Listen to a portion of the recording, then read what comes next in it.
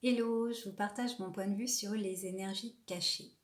Ces derniers temps, j'ai pas mal de monde qui viennent, de personnes qui viennent à mon cabinet et qui ne comprennent pas parce qu'elles se sentent complètement victimes de situations, que leur tombent plein de choses sur la tête, alors qu'elles trouvent qu'elles sont super gentilles, qu'elles se plient en quatre pour les autres, donc elles comprennent pas ces personnes, pourquoi il n'y a pas un retour de boomerang, mais dans le bon sens, et pourquoi le sort s'acharne sur ces personnes. Alors justement, je parle de sort.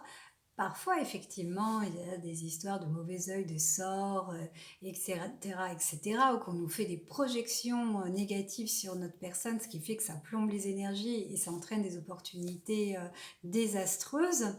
À cela se rajoute le karma, le transgénérationnel, etc. Mais quelquefois, on ne se rend pas compte de notre propre responsabilité énergétique. Certes, on peut être victime de maltraitance psychologique, mais pendant qu'on va dire, enfin ruminer, et puis du coup en vouloir aux autres finalement de profiter de notre gentillesse, et d'en vouloir aux autres, c'est une empreinte énergétique à basse fréquence. Ce qui va faire que ça va attirer encore ces situations, des vibrations encore très très basses. Très basse, pardon. Donc voilà, c'est pas pour dire oui à tout, amen à tout ce qui nous tombe dessus, accueillir, accueillir. Non, voilà, on peut se défendre, mais tant qu'on va vibrer de la colère ou même une espèce de haine, parce qu'on comprend pas ce qui se passe, on trouve que c'est injuste et que ça bouillonne en nous, vaut mieux que laisser sortir tout ça, se laisser traverser par tout ça une bonne fois pour toutes, dans un temps assez court. Après, on nettoie et on retrouve le droit chemin de la sagesse, quoi.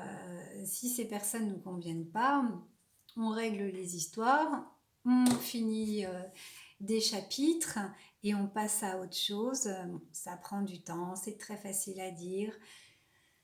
Mais ça a vraiment du résultat quand on est dans le cœur, sans vraiment d'attente. Parce que souvent, on me dit, mais oh, je suis très généreuse et je n'attends rien en retour. Mais c'est pas toujours ce que je ressens. Et puis voilà, il y a tout ce qui est caché en nous, dont on ne se rend pas compte. De toute manière, à partir du moment qu'il se passe des choses étranges dans notre vie qui ne nous conviennent pas, c'est bien qu'il y a des vibrations de nous qui sortent comme ça et qui attire aussi certaines situations. Nous sommes bourrés de paradoxes, nous sommes bourrés de déni. Ça a son charme aussi, mais ça a ses pièges. À bientôt.